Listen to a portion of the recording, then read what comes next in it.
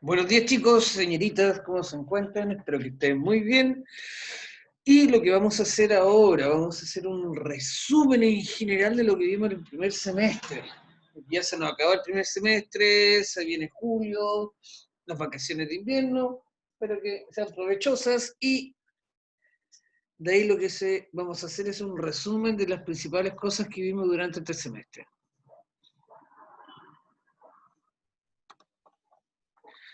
Ahí está el Alexander que no entra, ¿qué pasa? ¿Qué pasa?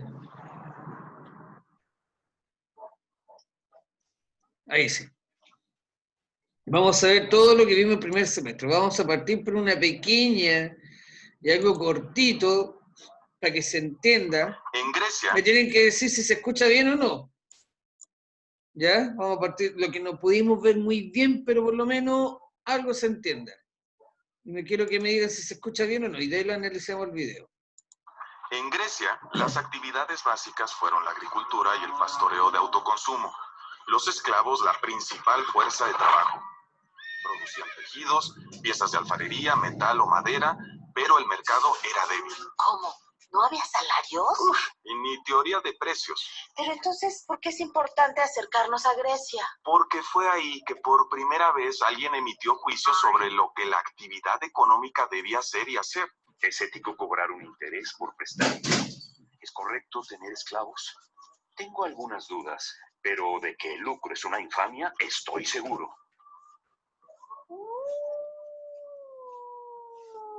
Oye, ¿los romanos se ocuparon de los asuntos económicos? La gran aportación fue el derecho romano, que, entre otras cuestiones, dio identidad formal a la propiedad privada. La propiedad privada es el poder jurídico que tiene un individuo sobre una cosa. Exacto, poder jurídico que más tarde fue base para desarrollar el capitalismo. Pero calma, estamos en Roma. Aquí también se originó la cristiandad. Y una visión moralista de la economía. Durante la Edad Media, los campesinos comían de sus cultivos y lavaban sus ropas y daban a los señores feudales parte de su producción. El mercado era débil. Sin embargo, el filósofo Tomás de Aquino, retomando las inquietudes de Aristóteles, analizó la equidad en el precio de los bienes. El precio justo es una obligación religiosa. Quien lo quebrante será condenado. A quemarse en el infierno. Como en Grecia y Roma antiguas, en la Edad Media la economía se mezcló con la ética. Apaga ese infierno y prosigamos nuestro viaje.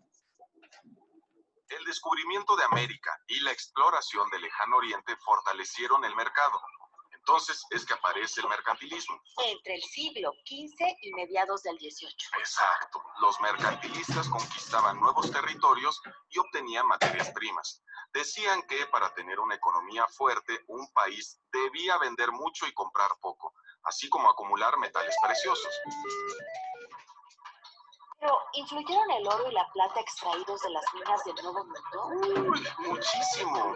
Representaban poder y seguridad para los países e influyeron en la llamada revolución de los precios. ¿Revolución de los precios? Sí.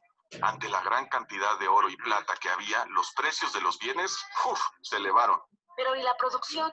La producción estaba destinada a la exportación, por lo tanto los salarios eran muy bajos. Los trabajadores deben ganar lo necesario para subsistir, ser menos ociosos y más productivos.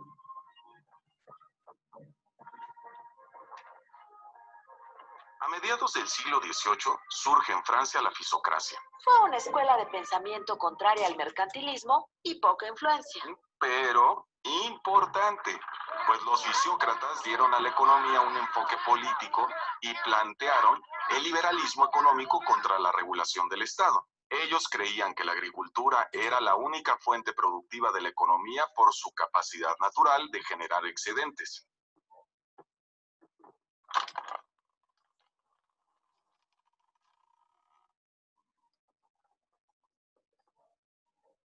Y a los productos de fábrica los consideraban estériles por no poder multiplicarse igual que una semilla.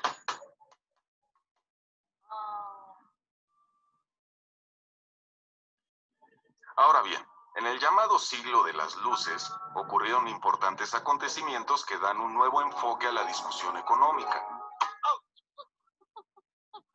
Se divulgaron grandes tratados políticos y filosóficos, entre ellos una investigación sobre la naturaleza y causas de la riqueza de las naciones del escocés Adam Smith, obra que da inicio a la escuela clásica, que es la primera escuela moderna de economía.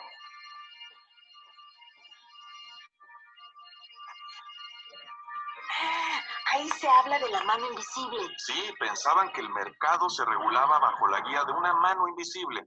Cada persona, al perseguir su beneficio, favorecía el de toda la comunidad. Podemos pensar que el carnicero, el panadero o el que hace cerveza entregan sus valiosos productos con el único interés de ganar dinero. Pero al hacerlo también atienden los intereses de todos los demás. Claro, las cosas llegan al consumidor porque alguien espera ganar dinero con ello, pero finalmente todos obtienen un beneficio. La escuela clásica consideraba a la división del trabajo como una forma eficaz de aumentar la producción. ¿Cuánto tiempo dominó el pensamiento de la escuela clásica? Algunas ideas de la escuela clásica se estancaron al finalizar el siglo XIX y desaparecieron, y otras continúan vigentes. ¿El marxismo fue una respuesta a la escuela clásica? Mira, Marx vivió los efectos de la revolución industrial para constatar que la clase trabajadora recibía escasos beneficios. Marx aseguraba que la escuela clásica no tenía sustento histórico al afirmar que las mercancías, el dinero y el comercio eran cuestiones naturales y no consecuencias de la historia.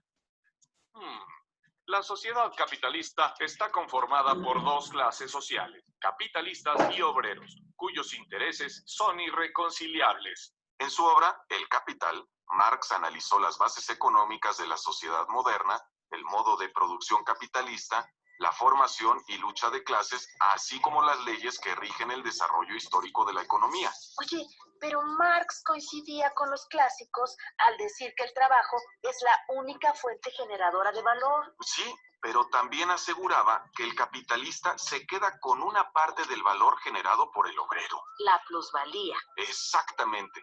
Además, Marx decía que el capitalista, buscando aumentar la producción, reinvertía parte de esa riqueza en tecnología, desplazando a los obreros y formando lo que se conoce como ejército industrial de reserva, mismo que reducía los salarios y generaba más miseria. Ajá, también disminuía el consumo y aumentaba las mercancías en circulación. Un círculo vicioso.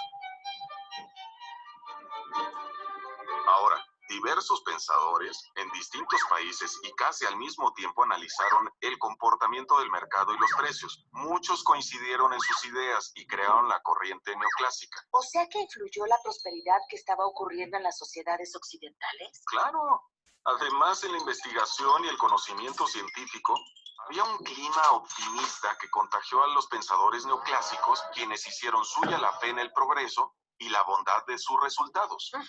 Los neoclásicos fueron los primeros en aplicar el análisis matemático a la economía. Así es. Además, aseguraban que los individuos eligen razonablemente para obtener beneficios, sean consumidores o productores, y eso favorece al mercado. Para ellos la competencia era básica. El vendedor siempre querrá cobrar más y el consumidor querrá pagar menos. Al haber competencia, la oferta y la demanda llegan a un precio que equilibra las expectativas de ambas. El mercado se arregla solo y los precios se equilibran. Algo así como la mano invisible de Smith. ¿Aceptaban que el Estado interviniera? No, hombre, ni tampoco la existencia de monopolios. ¿Cuándo declina la estrella de los neoclásicos? En los años 20 empezó a recibir severos cuestionamientos por su limitada capacidad de respuesta. Definitivamente la crisis financiera de 1929, la caída en la producción y el desempleo masivo fue su desgracia. Bueno. Ellos sostenían que la economía lograría el equilibrio por sí misma sin intervención del Estado. Pero la economía se colapsó. Sí, una recesión, pero años después, John Keynes publicó su obra Teoría General de Ocupación, el Interés y el Dinero, que da inicio a la revolución keynesiana, aunque la escuela neoclásica no muere del todo. Creo que estoy escribiendo un libro sobre teoría económica que producirá una gran revolución en la manera de pensar del mundo sobre los problemas económicos. Supongo que no enseguida, sino en el curso de los próximos 10 años. Pero, atención, la escuela neoclásica no termina aquí. ¿No? ¿Por qué? ¿Qué más dice Keynes? Entre otras cosas, que el mercado por sí mismo no puede arreglar sus desajustes y que el Estado debe intervenir en la economía a través de inversiones públicas. Como la construcción de grandes obras. Sí, en parte, en parte. Al principio, las ideas de Keynes encontraron resistencia entre los principales economistas norteamericanos, pero con el tiempo fueron aceptadas. Entonces, siguen vigentes. Bueno, sí. Después de la crisis del 29, la corriente neoclásica reformula su pensamiento, tomando lo mejor y estableciendo lo que se conoce como la síntesis neoclásica. Entiendo. Una vez más, hay un reacomodo de ideas. En el transcurso del siglo XX surgieron nuevas corrientes como la escuela monetarista, liderada por Milton Friedman. Él propuso regular la cantidad de dinero en circulación para controlar la inflación y adaptó una antigua teoría del dinero. A largo plazo, las variaciones de la oferta de dinero influyen en el nivel general de los precios, pero no afectan a la producción ni al empleo. Uy, suena complicado. Oye, ¿quiénes son los líderes actuales? Mira, en este momento existen otras escuelas o corrientes de pensamiento como las expectativas racionales o los post-keynesianos, pero no hay escuela líder. Continúa el debate, pues los desequilibrios de la economía siguen sorprendiéndonos. Digamos que no hay escuela con bola de cristal. Bueno, es que el pensamiento económico busca precisión para anticiparse a los problemas y encontrar equilibrio, pero... Insisto, por eso sería bueno contar con una bola de cristal. Así todos los economistas estarían de acuerdo. Yo creo que ni con una bola de cristal se pondrían de acuerdo. Decía Bernard Shaw, si se colocaran a todos los economistas uno al lado del otro, aún así no llegarían a una conclusión.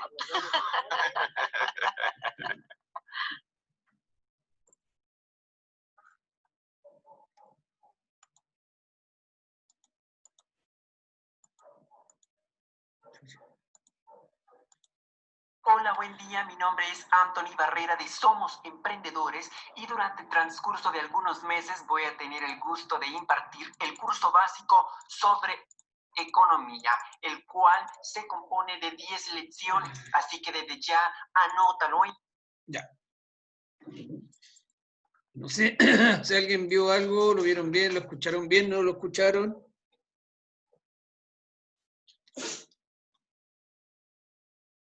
Las primeras guías que vimos durante el primer semestre hablan directamente de lo que es la economía. ¿Qué es la economía?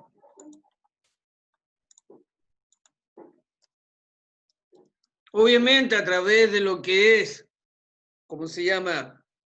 La historia, la economía ha ido evolucionando, ha ido cambiando día a día. Hoy en día de lo que más se habla a través de la misma pandemia,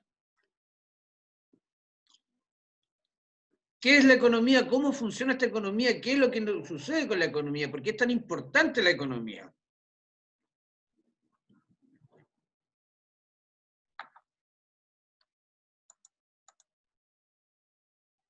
Nosotros vimos que la economía es un mercado global en la cual la base más simple y básica es la oferta y la demanda. Yo compro, alguien produce. Alguien produce un producto, yo lo compro. Pero ¿cómo hago que ese producto sea atractivo y para que yo lo quiera comprar? Yo lo quiera comprar o lo quiera adquirir. Para eso conlleva un sinfín de situaciones más en las cuales hoy en día está la publicidad, está la radio, que me venden productos por todos lados, pero también los productos básicos. ¿Qué es lo que yo necesito para sobrevivir? De los productos básicos de primera necesidad y los de segunda necesidad, que son los servicios que yo puedo adquirir para darme un cierto bien económico, una cierta satisfacción. Entonces el tema de la economía es cómo funciona esta economía, por qué el Estado, acuérdense de lo que vimos primero, por qué el Estado es tan importante que intervenga en esta economía.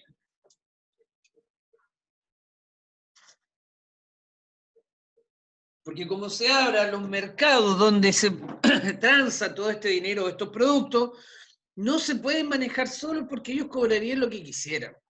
Y cuando ellos cobrarían lo que quisieran, también habría una colusión entre empresas de cobrar un cierto valor de dinero donde él consumidor no tendría derecho. Mira, vamos a ver otra cosita acá para que vamos analizando. ¿Qué es la economía? Muchas veces se asocia la economía solo con números, gráficos, cálculos y estadísticas. Pero su verdadero objeto de estudio son las personas y las decisiones que toman en procura de su bienestar. Por lo tanto, esta ciencia social estudia los medios que las personas utilizan para satisfacer sus necesidades mediante los recursos disponibles, que en general son limitados. La toma de... Obviamente, cuando hablamos de satisfacer necesidades mediante los recursos disponibles, lo primero que les dije, la economía, la base económica de uno, o el ingreso per cápita que se dice acá en Chile, habla de esto, lo básico, lo que hoy en día se discute tanto, esta canasta familiar que se le entrega en el colegio, o esta caja de mercadería, ¿qué es lo que debería traer para sustentar una familia promedio? Por eso dice, la economía es bien sencilla, es satisfacer las necesidades básicas que uno tiene. Y las primeras necesidades básicas que uno tiene es comer, dormir y tomar agua. Y de ahí ya son necesidades secundarias que la economía a través del tiempo me ha dado la oportunidad de yo poder adquirir. Pero eso todo tiene que ver con lo que es el dinero en sí y de dónde viene y se produce este dinero. La toma de decisiones abarca a personas, empresas y gobiernos. Todos ellos tienen que administrar ingresos, egresos, ahorro e inversión. Dos enfoques de la economía son la microeconomía y la macroeconomía. La microeconomía se dedica al estudio del comportamiento de los hogares y las empresas. Analiza las decisiones que toman en la administración de sus ingresos y gastos y la forma que interactúan entre sí y con los mercados. Este gráfico, no sé si algunos recordarán, yo se los puse primeramente en una de las primeras guías que les puse, donde la empresa está al medio, donde está la empresa que obviamente tiene un capital de inicio, que es el dinero, que yo voy a producir algo, voy a vender algo, necesito a la gente que lo trabaje, necesito a la gente que trabaje para mí para que produzca este producto. ¿Cómo lo voy a vender este producto? ¿A quién se lo voy a vender? ¿Y ellos de dónde sacan este ingreso? Y el mercado, todo este proceso económico, que aquí a lo mejor está un poquito más enredado, lo tiene que manejar el Estado. Normalmente lo maneja el Estado. Mira, sigamos viendo. La macroeconomía se dedica al análisis de los fenómenos conjuntos de una sociedad, el país o el mundo. Mide y analiza la producción global y sus fluctuaciones, los vaivenes de los precios, el mercado laboral y el comercio internacional. Conocer y medir la realidad económica hace posible la toma de decisiones de los gobiernos, las empresas y las familias. Banco Central del Uruguay.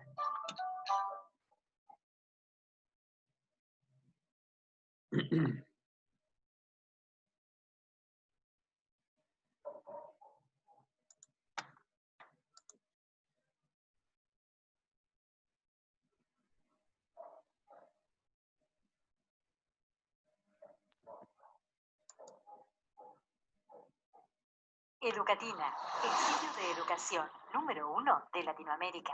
En este video vamos a conocer el concepto de economía. Para comenzar, imaginemos que nos encontramos al interior de un supermercado, que dentro de él hay muchas personas visitándolo. Pensemos también que estas personas se encuentran satisfechas, puesto que encuentran todo lo que estaban buscando. Este supermercado cuenta con una amplia gama de productos y de servicios. Y también pensemos que fuera de él existen personas que no tienen el dinero suficiente para ingresar a comprar. Ahora preguntémonos, ¿tiene algo que ver la economía con lo que acontece al interior de este supermercado? Pues en realidad sí. Porque a partir de situaciones cotidianas como estas, es que se derivan cuestiones mucho más importantes que la economía nos puede ayudar a responder. Por ejemplo, la producción de los productos y los servicios que se comercializan al interior de este supermercado. La economía nos podría ayudar a resolver cuestiones como ¿qué producir para vender aquí? ¿Cómo producir? ¿Cuándo es el mejor momento para hacerlo? ¿Para quién vamos a producir? ¿Y dónde es el mejor lugar para realizar la producción? La economía se ocupa de situaciones cotidianas en la vida del hombre desde el principio de los tiempos. El hombre, desde su origen, se ha enfrentado al problema de satisfacer sus necesidades a través del uso de los recursos. ¿Recursos como cuáles? Recursos tales como la tierra, como los minerales, como el agua. Estos recursos tienen un carácter especial. Es que son escasos. Cuando decimos escasos, significa que son de carácter limitado. Y al decir limitado, debemos remontarnos a que el hombre, desde el principio de sus tiempos, ha sido racional con el uso de ellos.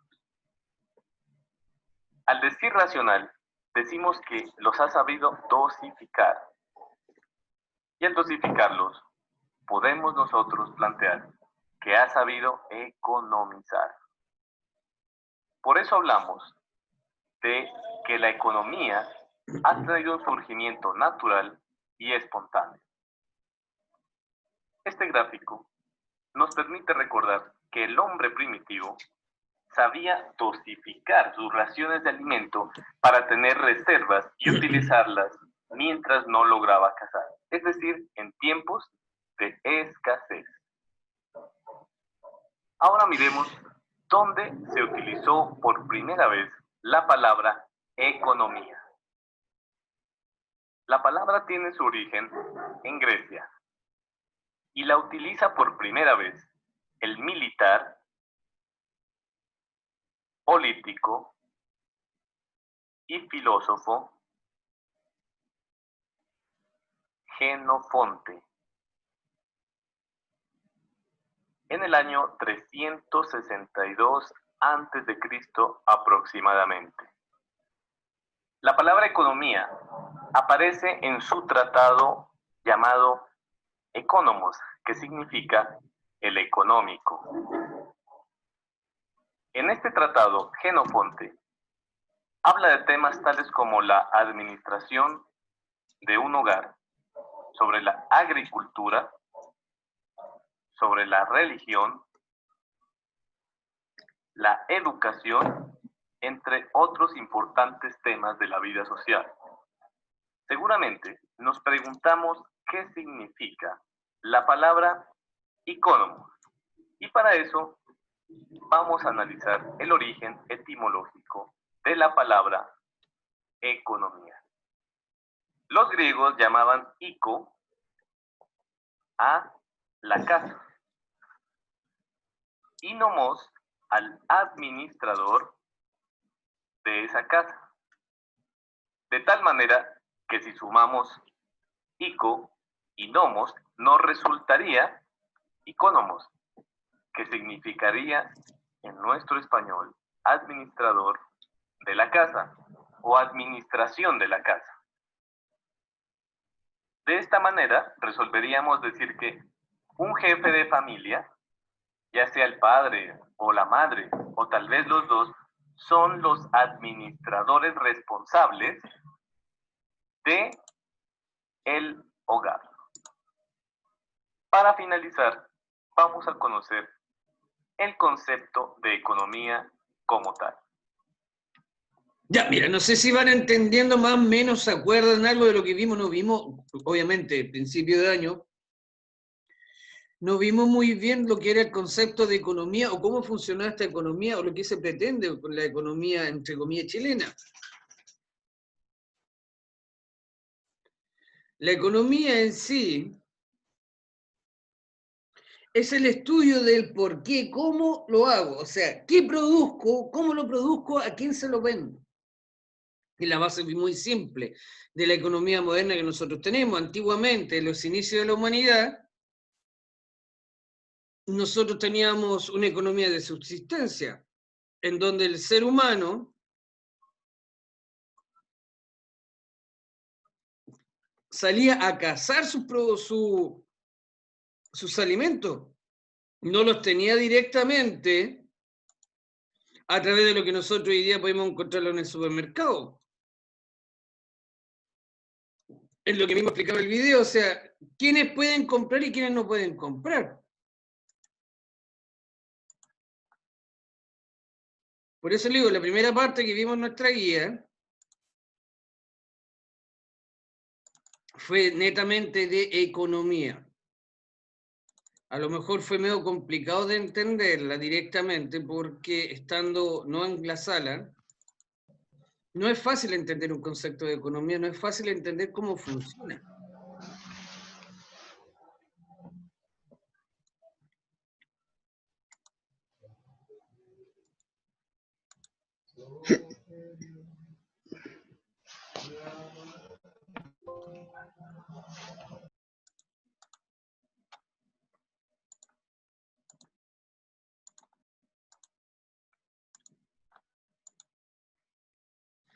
Aquí nosotros tenemos directamente de definición qué es la economía, en pocas palabras. Varios nos dan definiciones, pero la economía en sí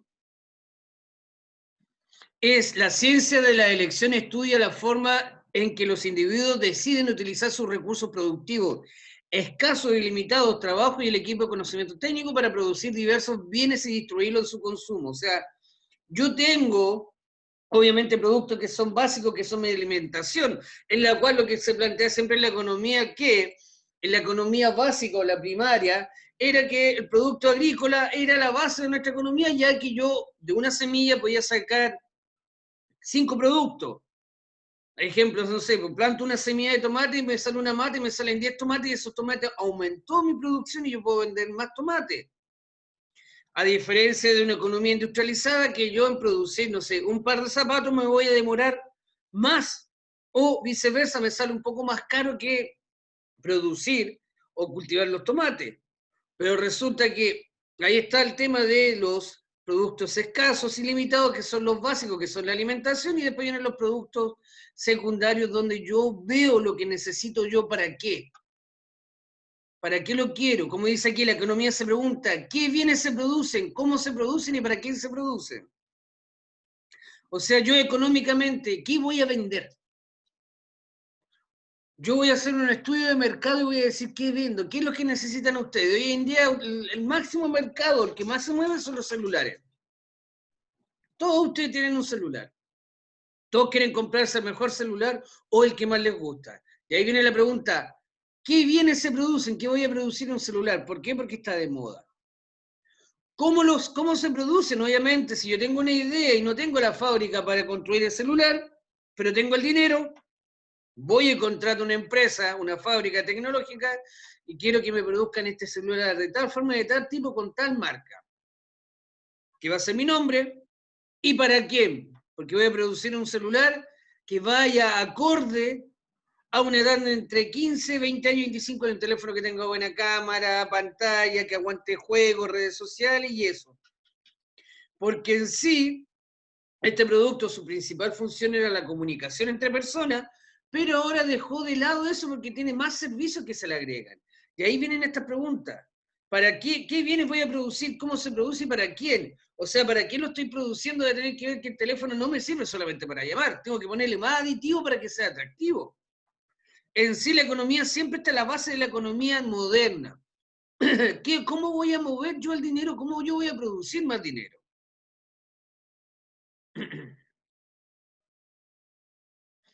Y acá están los bienes y necesidades. ¿Cuáles son las necesidades primarias y las necesidades secundarias que yo les decía a ustedes? Tenemos obviamente que las necesidades primarias, lo que necesita el hombre, es dormir, vestimenta. Pero obviamente cuando decimos primaria, la primaria es comer. Y en ese comer significa alimentación, dormir, agua.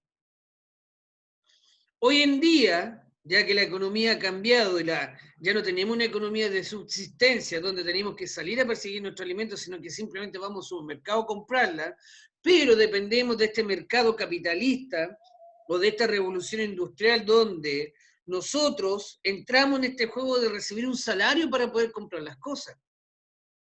Porque ya que nosotros no salimos a cazar nuestros alimentos, hay alguien que nos trae el alimento a la casa, pero tenemos que pagarle.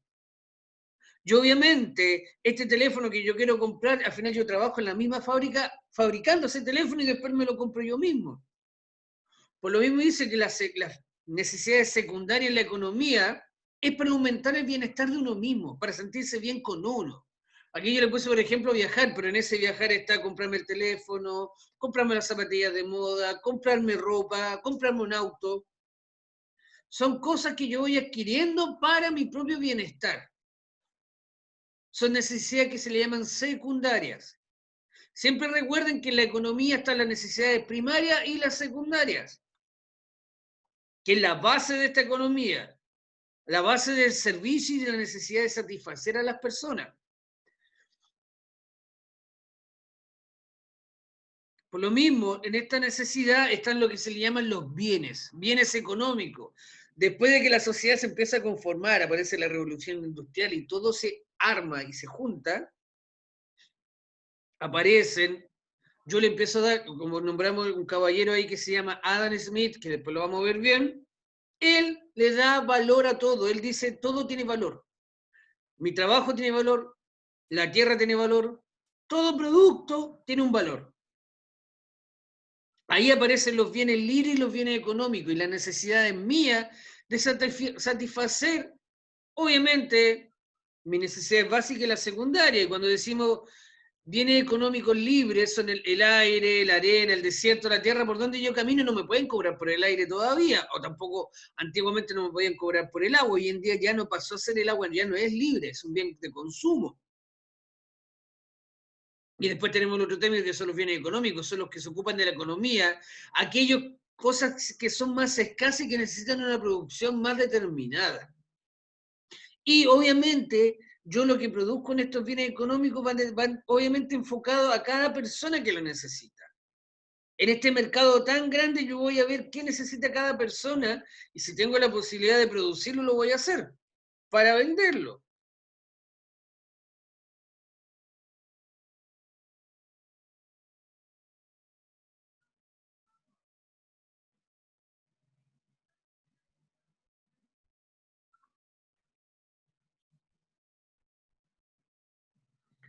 Más o menos, mira, la economía es bastante compleja de entenderla a la primera.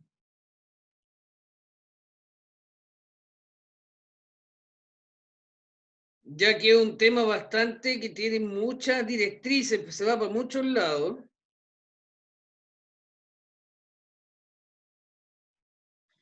En la cual, por lo mismo yo las primeras guías que le pasé de la economía, traté de como de rescatar un poquito, se entendiera un poquito de dónde viene la economía, qué son los servicios básicos. Obviamente no alcanzamos a ver mucho lo que es el tema de los préstamos, que hoy en día se está dando mucho en boga, el tema de prestar dinero a la persona en esta crisis sanitaria que lamentablemente golpeó muy fuerte también en una crisis económica, la gente sin trabajo, sin ingresos, no tiene que comprar, pues obviamente como nosotros hoy día vivimos en un círculo, la economía de nosotros es un círculo, porque yo trabajo en una empresa, produzco para esa empresa y esa empresa me paga por la producción que yo hice o por el trabajo que hice. Obviamente después ese dinero yo lo llevo a la economía micro, macro, que llega a mi casa. Ya en la casa yo veo qué voy a comprar, primero que todo asegurando las necesidades básicas, la alimentación, luz y agua y el gas. Después viene la secundaria, que sería pagar, no sé, un teléfono o el internet, que hoy en día pasó a ser algo primordial, pero tampoco no es una necesidad primaria. Pero si yo a este círculo le borro un lado y elimino, lo corto, no voy a tener los ingresos, no voy a tener ingresos desde el trabajo, no voy a tener un trabajo para generar dinero para poder comprar, para poder tener mis necesidades básicas cubiertas. En donde entra un gobierno que tiene que establecer ¿Cómo va a funcionar todo esto? No sé, chiquillos, mira, fue bastante cortito el tiempo, se hizo bien corto para haber explicado todo el tema. Debo haberlo repasado de mejor manera lo que es la economía, pero posteriormente lo vamos a volver a repasar y lo vamos a volver a ver. Mira, se va a cortar en cualquier minuto, chicos, así que me despido, cuídense mucho. Todavía tienen tiempo para... Ya, chiquillos, los dejo porque están reclamando por el recreo, ya. Cuídense, nos vemos, que estén muy bien.